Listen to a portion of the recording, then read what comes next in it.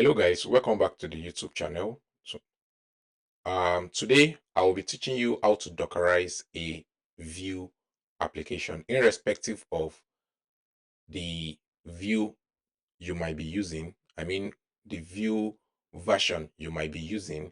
It does not matter. The only thing you need to make sure is that the Vue version you are using is in line with the Node.js version you are using, or you are using to Dockerize your application. And the reason why you might want to actually Dockerize your application is simply because we want to make sure that if let's say one of your colleague at work started the project, due to the difference in the Node.js version that might be on their system and the Node.js version that might be on your system, in this kind of situation, Docker could actually help you solve this, because that way everyone will be using the same Node.js version.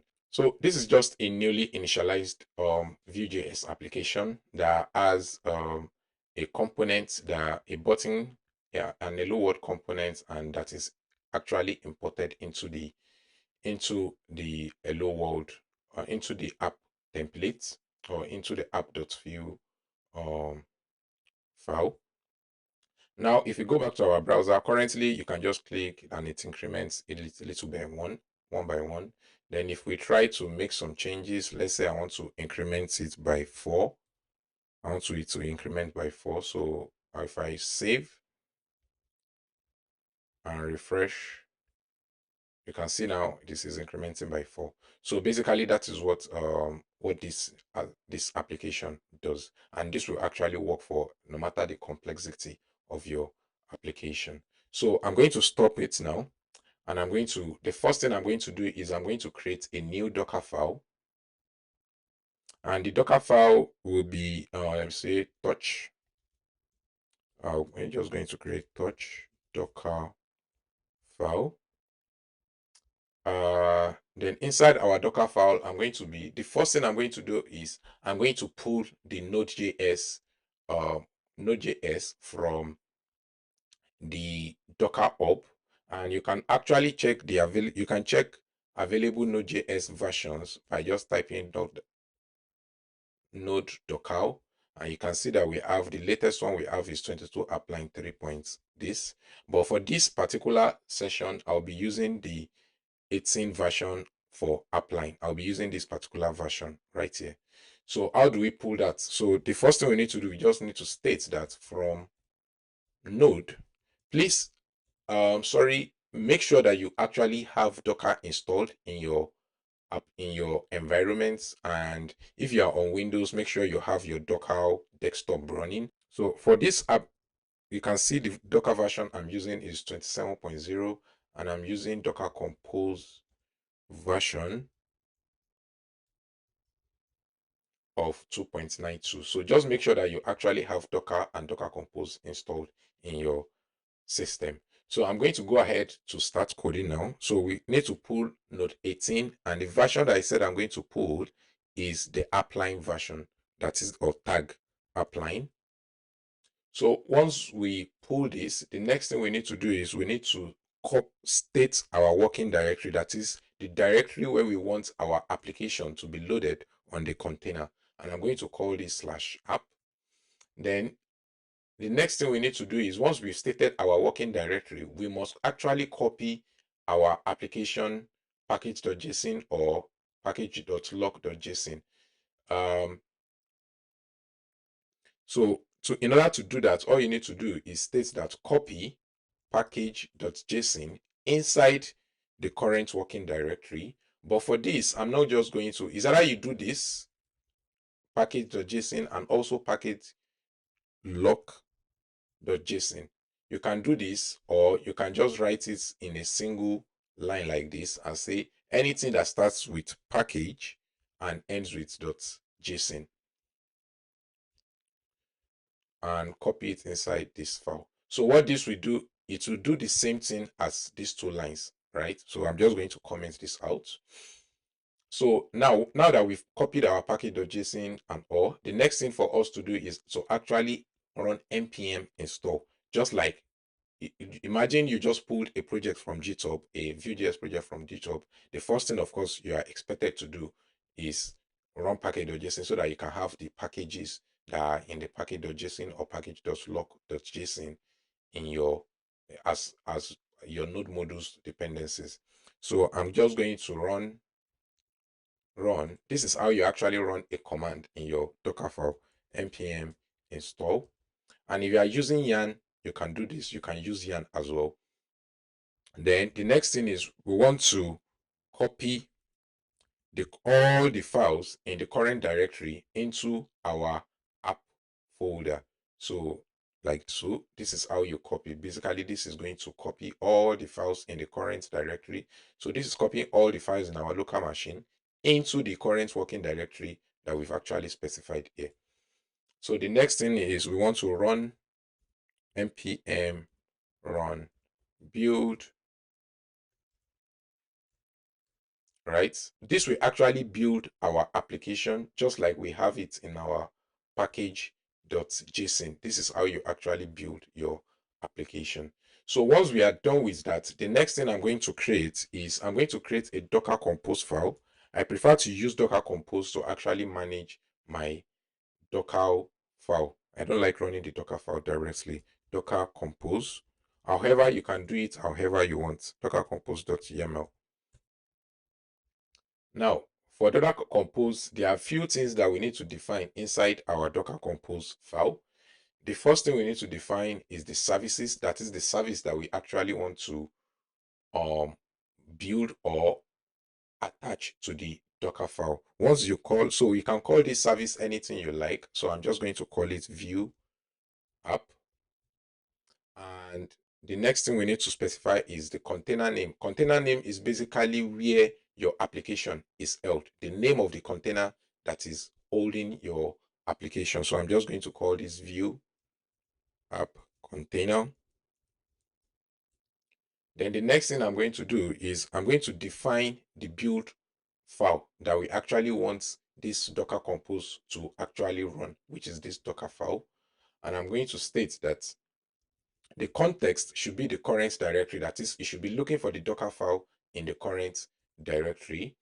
And we are going to specify that the Docker file equals to Docker file. So now that we've actually defined our build section, the next thing we need to do now is to actually define the ports that we are going to both use inside the container and outside the container.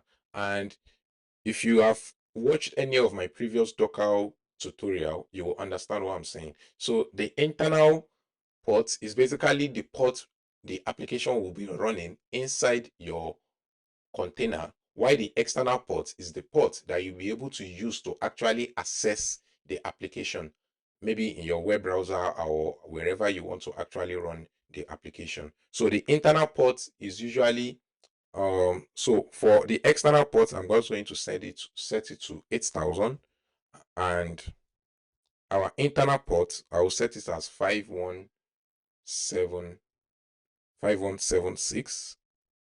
That is the port that I want the application to actually run on inside the container. Why this one will be the port that will be able to use it to access the application in our browser. Then the volumes, I'm going to define some volumes. So the volumes, basically, the purpose of defining a volume is basically to tell Docker where to actually load your applications into. And this will also enable auto reload, because without this defining these volumes, you will not have auto reload in your application. So the next thing, so in order to define that, then you want to say all the applications in the current working directory, that is this current directory, you actually want to move it into the /app directory. Remember that in our Docker Compose, in our Docker file, we set our working directory as /app. So that means anytime you make changes in this, your local environment here, the changes will be pulled into your Docker container inside this /app. But the one thing we don't want to do is we don't want to load the node modules inside our local, that is our code editor or our local file, into the Docker container. And the reason why we don't want to do that is simply because there might be differences in the binaries that will be compiled for your local machine and the Docker container. For example, on Windows, it is quite different. The binaries generated for Windows is quite different for the binaries generated for a Mac or a Linux machine. So for that, I'm just going to tell Docker Compose to actually exclude any file, the node modules file.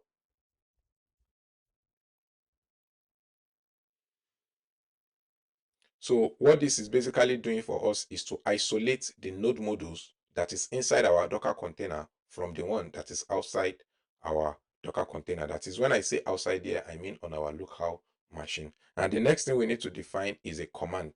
The command is basically a way for us to actually run a command within our Docker Compose configuration. And to do that, just like you will naturally run npm run dev in your terminal, the same thing is basically what we are doing here.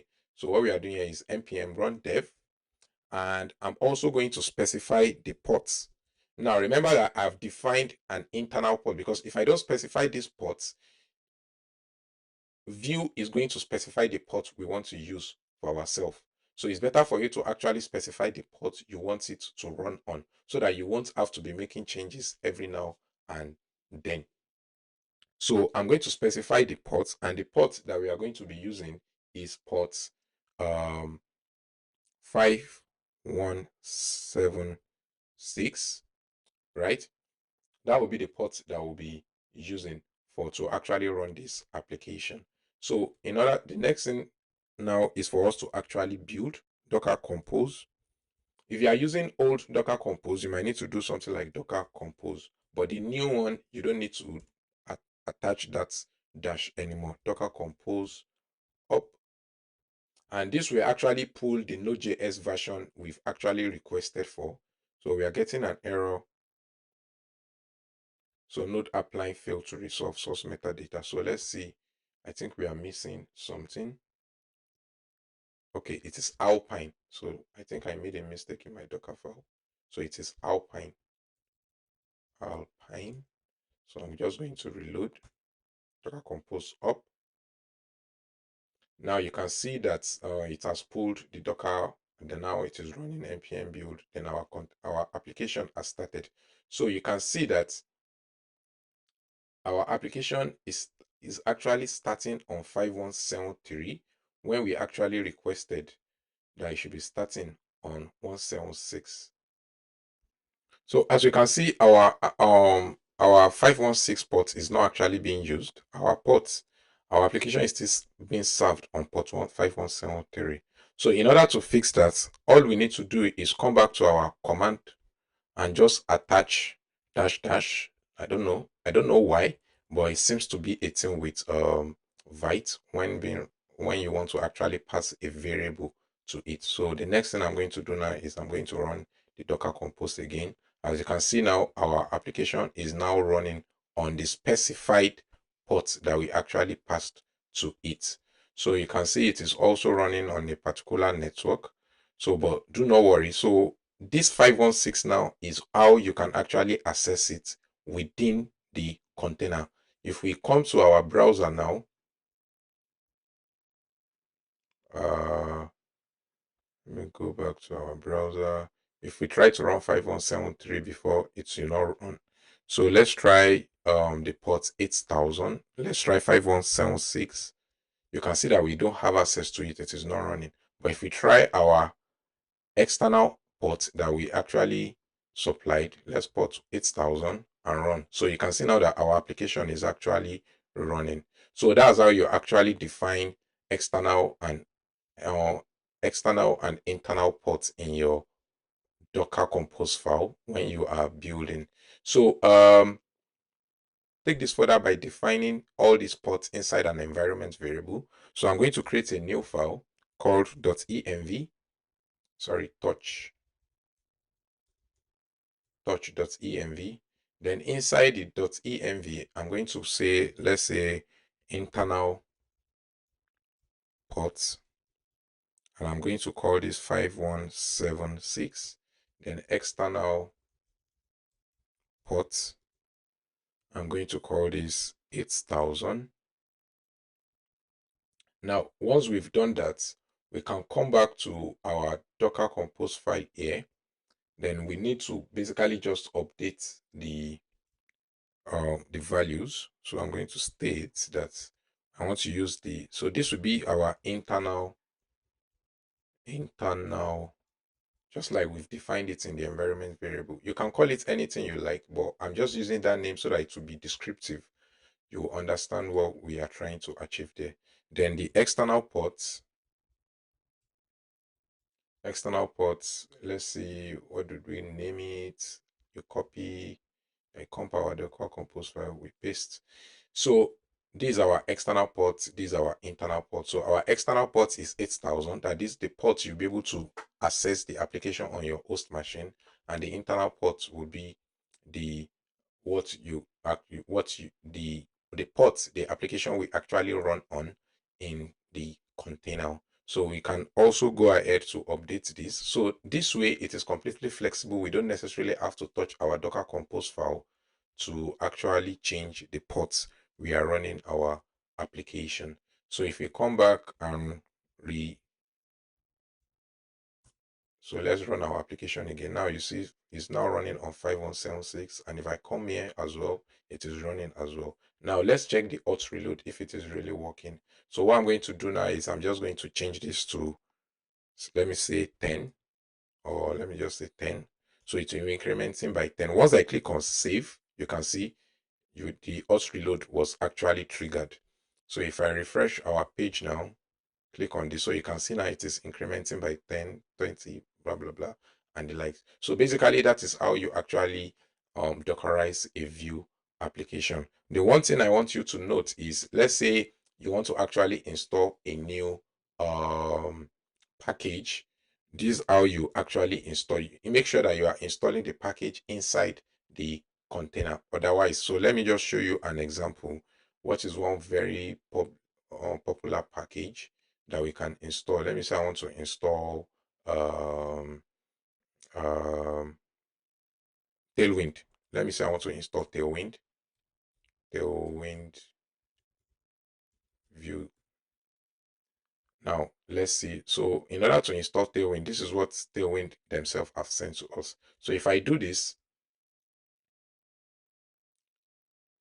now I'm trying to install all the Tailwind necessary dependency, right? By the time I run, if I try to use, let me generate a new Tailwind configuration. Now that I've generated a new Tailwind configuration, right? So you can go ahead to do whatever you want to do, blah blah blah, and the likes, right? So so yeah, so let me try to run the application now again. Docker compose up. Now you can see now that our Docker compose is complaining, and it is simply because it is not seeing the node package that we have just installed. So what we are going to do now is we are going to install the node package inside the Docker container itself. And the way to actually go about that is just to do Docker compose execute the name of your Docker container. If you go to your Docker compose file, and the name of our Docker container is view app container. So let's try to do that. Copy, then I'll copy the command, just like you run your command naturally. Paste. Oh, okay, sorry. You have to actually keep your Docker compose up running. Open a new we have a problem here. So let's first of all remove all the files that we've actually created that are related to Tailwind. I think that is actually throwing some sort of error. Let me see if we've actually, so I'm going to remove this, and I'm also going to remove this. Yeah. So let's try to restart our application again. So our application is starting now. So in order to actually install that application, what you need to run is Docker compose execute the name of the container or service, then npm install. Now let's run. So okay, the name of the file, we are supposed to then use the name of the service. Sorry, the name of the service, this view app. So I'm just going to do docker compose execute view app. Basically, what you're telling it inside my view app service, execute this command right here. Right here. Bam. So you can see now that our package has actually been installed inside the Docker container. So what you can do is the next thing we need to do is we can just generate our tailwind. So as you can see, next generate tailwind config, blah blah blah, and the likes. And if we run this, now our diff 2 files have been generated. If we come back to our server and rerun again, Docker Compose up. So you can see now that our Docker Compose file is actually running properly now.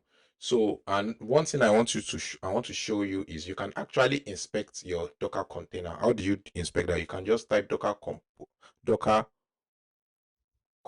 ps, and this will actually list all the services that you've defined inside your Docker Compose file here in your terminal. So you can see the name of the container, just like we defined, is view app container. But you can see that the container also has a container ID. And you can see here that in the port part, we have the 0.000. This 0.00 simply means 0.0.0.0 simply means you can access this application outside of your